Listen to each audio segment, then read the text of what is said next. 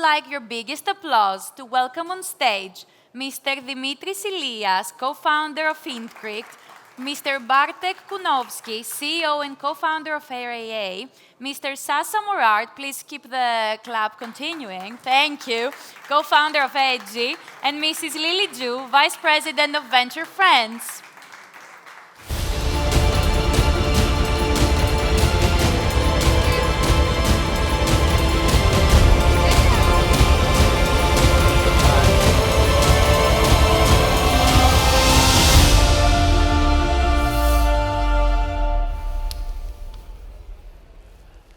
Hi everyone. Super welcome to meet you. Starting introducing myself first, and then we go one by one. I'm Lily from Venture Friends. I'm a venture partner of the. We are a pan-European early-stage fund investing in globally, but started from the Greece. As the next, probably Dimitri. Yeah, I'm Dimitrios. I'm the co-founder, CTO of Intryc. Before Intryc, I was early employee at Revolut, and then I moved to Amazon as a staff engineer, and Instagram, Meta, again as a staff engineer. Hello everyone, I'm Sacha. I have a strange career path because I used to be a musician for 6 years. Yes, but I was struggling. That's why I decided to change my life and self-taught coding, and then I became CTO of famous companies like Le Monde. I was CTO of Le Monde for 6 years, and then I decided to lead and create this new company, Edgee, and happy to be there. Thank you. Yeah. Great. Hi, everyone. My name is Bartek. So I was the CPO of Glovo, which is an on-demand delivery company that's in 25 countries. And most recently, I started a new startup called Ara. And with Ara, we are really reimagining the way remote teams work with asynchronous video meetings. Okay, perfect. We have a very interesting our panels today. All of them came from the big company, and then they're now starting their new journey as a founder. And then let's dive into it a little bit more. This first question is that let's start from this one. What was the tipping point that made you leave a C-level role at a big tech company to start your own venture? I wish I was C-level, but not yet. Ah, I was a okay. staff engineer. So mainly, I always wanted to create my own startup, and I was looking for the right moment. I don't think there is a right moment, but I saw the wave of the AI, and I said, okay, maybe that's the right moment, Yeah. the push that I was waiting. And I started brainstorming, thinking with my two other co-founders, and we decided to start our own startup. And then I left and started building our startup. Okay, great. Big jump. How about First of all, Edgee is not my first startup, it's my third one. The first one was in the music industry. And I had another one in the tech industry after. And so this is my third. So it's not my first time. But the last job I had, I was CTO of Le Monde. And I was starting to get bored. So that's why I decided to leave, especially after having this idea of Edgee. When I created this side project, just as a side project. The day after I met my CEO, asking him to leave to create this company. And why? Because just I wanted the biggest mountain to climb. So it's natural to me to be an entrepreneur, I think. So that's why I decided to quit. Okay. That completely makes sense. Cool. How about Bartek? Share us a bit of a story. Yeah, so for me, it was pretty cool. I joined Glovo very early. I was employee number 10. And the CEO gave me a lot of freedom, so we didn't do one-on-ones. But once a week, I would send him an email just with a few bullet points. And I would always start every email doing a little bit of introspection and thinking how I felt that week. And I would start always the email with how I feel, a score of 1 to 10. I did this from the very beginning of Glovo. And in the early days when we were going from like early product market fit and early scaling, when the company was 10, 20, 30, 40, 50, 60 people, I would have weeks where I would have several days that were tens. Like I would jump out of bed, running to work. I'd be coming back home and thinking about the product over dinner. And so consistently, week over week, I'd have many days that were tens. As the company matured and kind of finished that really fast scaling phase, and we got to more of an optimization stage. We were like 2,000 employees, and a lot of things changed, as you imagine. When I wrote that email, I never had any more days that were 10s. I had some 7s, I had some 8s, once in a while a 3 or 4. And again, it became consistent. And after a while, and it could have been actually months or years, and it was pretty obvious, the writing was on the wall, as they say, where it was very clear to me that I need to get back into a smaller company. Nice, nice. That's completely understand. I mean, even my background is we used to work together with Bartek as well in the same company as well, like going through all different stages and all different things. And when you have a great idea, that's even more motivating to jump into the startup world. And I mean, it's a completely different change, you know, big company to the startup. Like for sure, you might also experience some kind of painful or funny things that you actually experience since you becoming a founder. If you can share a little bit of a story. You go first? Yes, yes. I think it's the emotional roller coaster that you have every day or maybe every hour, depends what's going on. Because one moment you have everything's going well, you raise your funds, you have clients that are saying the product, and then from the other side everything is breaking. So for me, the biggest thing is the emotional roller coaster that you have when you build a startup. Yeah, I think that makes sense. Yeah, I mean, I heard a lot from the founders say that like within the same day you can feel like you're the hero, you're the best person in the world, and the worst. That's every day. Okay, of course. How about you, Sacha? I would say two things. First of all, the velocity has changed a lot, of course. When you are CTO of a big company like Le Monde, of course, it's really interesting, but everything is slow. You have a lot of politics to handle, and so everything is complicated and slow, and you have to deal with it. When you run a startup, of course, everything is really fast, and it's not fast enough. Yeah. It's not exactly the same car. You know, a big company is kind of big boat, and a startup is karting. And then the second one, I would say, I was someone when I was CTO at Le Monde. I was well known in France, especially, of course. And in 2 days, I was nobody.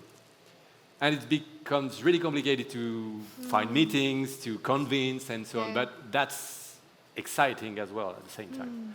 So I said it's two differences. I think they complement Mike. Yeah. Sacha being very humble, but he's really, really well known and then very respected CTO in the France ecosystem. So I can understand that completely true. How about Bartek? You have some story to share. Yeah, I mean, I take a little bit of a contrarian view. I think it's quite common for entrepreneurs to paint the startup world as being very painful. You know, I think Elon Musk said something about eating glass or whatever it is.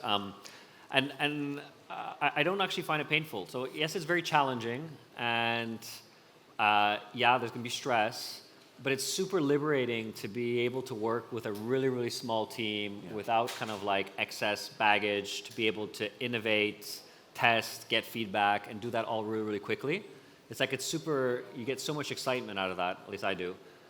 And when you compare that to coming from a large company, like that's where the real frustration lies, right? Where you have hundreds of engineers, but you see the product moving so slowly. Yeah. Right? That's where you're just like, oh, this is really, really painful. You know, in a large company where you have to do like a really big reorg and align 1 million stakeholders and then have conversations with 30 people you need to fire because of whatever, some P&L statement. Those are all really, really painful things to do in large companies. And I find in the startup world, of course, there's super difficult challenges and it's emotional. I don't really categorize it as pain, more of a fun challenge. Thanks for sharing that story. I mean, for sure, it's a startup in nature is very risky, but for sure, they're also kind of a reward as well. Like, so wanted to a little bit talk about how do you now think about risk differently than you did in your corporate job? In the corporate job, I think I could not take that big risks and iterate quickly on that risks. because I was a bit scared that I will fail and I will not get promoted, I will not get the bonus, or for example, I will not succeed on my job. While here, I think risk a bit differently. I take more risk quicker in order to find what will succeed and give me a high reward, to be honest. This is from the development to running the business to everything. So I see it more, it's easier to take quicker risks and arrive to failure or a win. Okay, the best. How about Sacha? I do think that the real risk is to stay in your comfort zone. It's way more risky than to start a company, I would say. Of course, you have to handle some risk about the money you want to make, of course, about the people you want to hire, and so on. But that's part of the deal, and that's part of the engagement and excitement as well. So the fact is, if you are thinking about the risk you take when you build a company, you can't afford to think too much about it because you don't have time to do that. So you have to do things instead of thinking about the risk you take. Okay, that makes sense. Yeah, cool. Thanks. Bartek, how about you? Yeah, so obviously, if you're going to go and dive in, you should do a little bit of financial planning to make sure that you can eat and sustain whatever you need to sustain for a period of time. But assuming you have that, I think like the worst case scenario is that let's say you invest a year of your life or 2 years of your life and the venture fails and you close it. So what have you lost? Well, you've lost the income you could have made during that 1 or 2 years, but you end up gaining a ton of on-the-ground experience, which you would never get by working at a high-level job in a company. And the problem is, like, if you stay too long in a very senior role in a company, you're kind of like technology and the products that are out there and the ways to work are changing really, really quickly. And you can read books and all this kind of stuff, but like to really kind of get up to speed with the latest, the newest, and the greatest, you need to like dive in there and do it yourself. And the best way to do that, of course, is to be in a startup. So in the worst case scenario, yeah, you've lost a year or two of income, but you've learned a ton.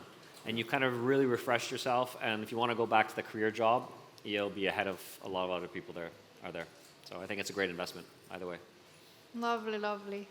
That's great to see. I was actually adding a little bit of my story here as well. Myself also coming from like a big funds investment company to moving to startup. For me, it was kind of, the opportunity was so big, it's so obvious that it was like no, just like you, what you said, time or something to think about. It's just getting in, you know. It was a kind of a moment that I did, and then it worked out really well. So I think risk gave a bit of the reward. Cool. And then almost the last part that we have is giving some advice to the audience, sharing your wisdom, considering someone who is considering a leap or investing into those. So leaving a big tech company and building a startup. Don't start without having an idea and validate your idea, because you will feel like jumping from an airplane without parachute. And start testing your idea earlier than you think, because there is no time, and the time is against you. That's mainly so. That's the advice. And your case was like that when you I jumped from a parachute. Huh? You jumped from the parachute? So I quit and I started doing things, and it was like 3-4 months unknown what's going to happen, if I will raise money, if we will succeed, and yeah. So. Okay, that makes sense. How about you, Sacha? I perfectly agree. I think the idea is the beginning of the journey, of course. Most of the time. So if you feel an obsession waking up at night, test it out. You don't have to give up everything to do it, but make a commitment somewhere for sure. And then I would say that you don't have to seek permission. You just have to engage yourself. It's not about the others. It's about yourself. Yeah, yeah. And I agree as well. You have to talk about your idea to as many people as possible. Meet founders, meet investors, meet potential prospect, customers, and so on. Talk about your project as soon as possible and the most possible. Yeah. Oh, okay. Can I do a little bit follow-up question? I'm pretty sure a lot of people also want to get into startup. Maybe you can give a bit of a tip about like how to meet potential client, potential founder, what worked really well, kind of. Wow, a tip. I think, of course, investing on your own network is the key. If you have a large network, it's become really natural to use it, to test your ideas, to have exchanges, to start growing your company even if it doesn't exist yet. If you do not have a large network, it's really easy in the startup industry to talk to people because everybody is really curious. Everybody wants to talk. So go in the street, talk to people, go in the events like that and talk to people as well. And grow your own network like that is really, really important. So start focusing on your network and use it. Okay. I can add one thing to that. I think like if you do have good relative experience in a large company, there's like startups, especially in the very early stage, maybe they're like just getting product market fit. They usually don't have much money, and hiring very, very senior people, unless you raise the big fun round, from you've been in YC or whatever it is. But most startups are not in that scenario, and so if you really want to get into the startup world but don't know how to do it, maybe the first step is actually just joining a startup that's already has some kind of traction and you believe in and they have great founders, but still very, very early stage, which means you're going to take a big salary hit. When I joined Global, I'll tell you, I won't tell you what my salary was before joining Global, but I joined for a 40,000 euro salary. Yeah, and I had quite a big experience. I had worked in big companies, and I had a multiple X cut in my salary. But I did it because I saw a lot of potential in what they were building, great founders, and I thought it'd be a great way to to learn the game. And I think that's less risky than starting from zero, obviously, and maybe that's the right step to take. Completely agree on the points. How about you, Bartek? Share your advice. Yeah, I think the one thing that I find in the startup world is a lot of advice. If you open up LinkedIn, I have like a constant stream of advice from VC from founders, from VCs, from like everyone. Recruiters. Everyone. Everyone has advice, and it's all when you read it, everyone sounds correct, and a lot of them are contrarian, contrary. Sorry. And the reality is, I always say, you need to introspect in yourself first and figure out what makes you happy, because there's lots and lots and lots of paths to success. And for every piece of advice that you get from one side, you'll find lots of great examples who did something completely different. So I think the first step is really just kind of doing some introspection and really figuring out what you want. And if it is diving in and going for a startup, that's what you need to do. And that's it. I know, it's not great advice. No, I mean, maybe, Bartek, if you can share, this is a kind of like a new question that I want to hear. You decide to do the starting something, and then today is day 0, and then until the day 100, what would your be advice for the founders? Like, what would you do for day 0 today to 100? If someone right now wants to start a startup? Yes. 0 to 100, and they have no idea what they want to do, or they have an idea. It depends. Maybe they have idea. They have an idea. There's lots of factors. That's a lot to talk about. I think if you have an idea that you're passionate about, then the first step is try to validate it as quickly as possible. And there's lots of ways of doing it, and it depends on what your idea is. But there's probably some kind of end user and customer, maybe, that would use the service or product that you're thinking of building. And the first thing to do is try to speak with a number of people that you think might be your target customers in the future. That's probably the first place I would start, because you'll just end up opening up a whole box of learnings, which will then point you to the next thing you need to do. I think first 100 days. I would start with that. validating. Once you start seeing that it's validating well, I think a co-founder is always a really good idea. Not always. There's successful companies where just one. So it depends on your skill set. I would open up Notion and do some introspection and figure out what are you really, really good at. What do you really like doing? And then write up what is the exact opposite profile of you. And then once you have this really cool idea and you validate it a bit, start trying to find someone, maybe that you already know, ideally, that fits that profile. Maybe you want to also add some thoughts, like. Oh, just a little quick one. If you start building something, download the YC cheat sheet, the Y Combinator cheat sheet, learn it by heart, and play it. Okay. That will have been my answer, by the way. Huh?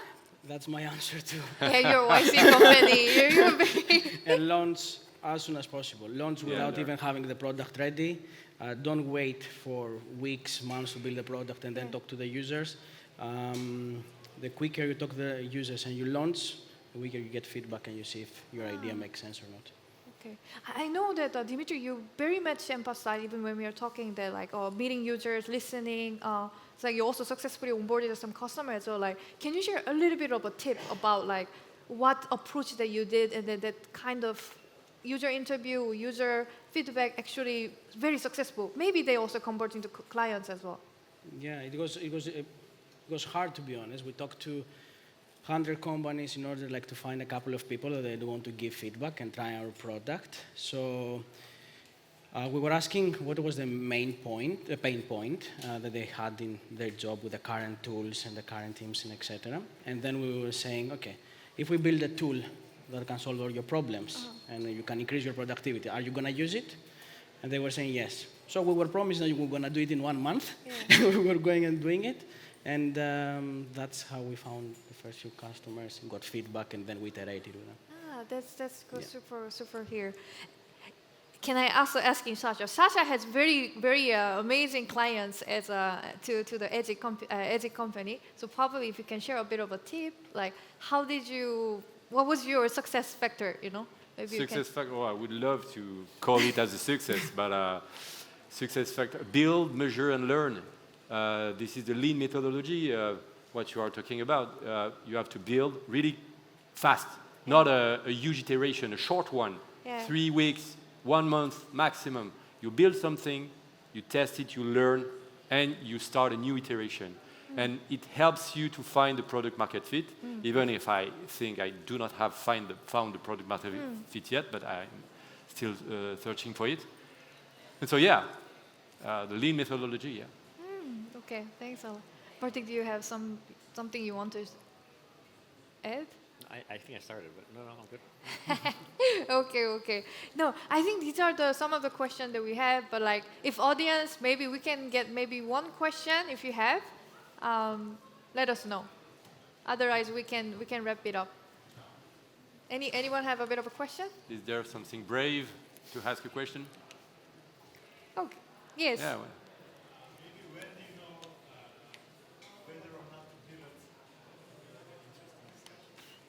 Oh, that's a good question. When pivot? Yeah, I guess they heard, but for the audience as well, when do you know when to pivot or not, and what are the signals that make it, make you take that action? I'm sure all of you done it in the past. That's a freaking good question. Yeah, please go ahead. We just pivoted, so I could, at least for us. So a number of things. So your idea A, where you're trying to solve, idea A is trying to solve for some kind of problem. Let's say you validated the problem, because obviously if you unvalidate the problem, you need to pivot because it's not a problem. So let's say you have a problem and you have a hypothesis of how you're going to solve that problem. And then you build it, you test it, maybe you solve the problem, great. But if you don't, then you need to come up with good hypotheses as how you're going to change your approach, modify your approach to actually solve that problem. I think one good place to pivot is if you actually run out of good ideas of how to approach this problem. You're a little bit of a dead end, then it might be a good moment to pivot. And another one, which was more like us, and sometimes they go hand in hand, is while you're working on one problem, you kind of discover another problem that you didn't know exists, and there you just see the solution coming much easier.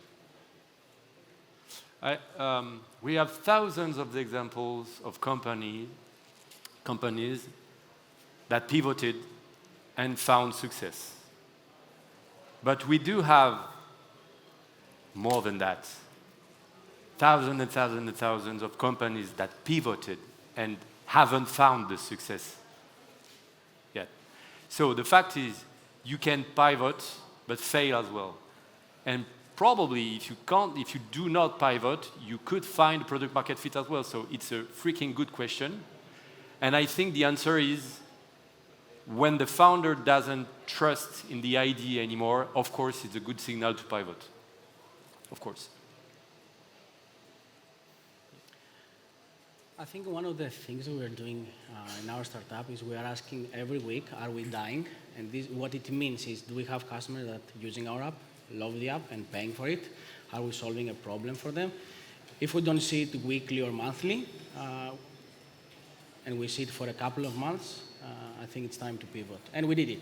The first few months, we built something, nobody wanted, and we pivoted because we were dying. We need always the founders to make sure that they're asking themselves if the startup is dying and not be in love with what they have built. Because maybe what they have built, it doesn't solve a problem out there. Yeah.